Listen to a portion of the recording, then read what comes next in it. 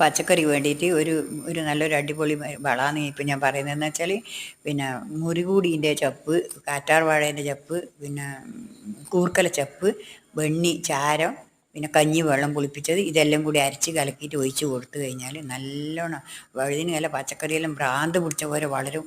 നല്ലോണം നല്ല എൻ്റെ പച്ചക്കറിയെല്ലാം നിങ്ങൾ കാണുന്നതല്ലേ, എല്ലാം നല്ല അടിപൊളിയായിട്ട് തഴച്ച് വളരുന്നത്.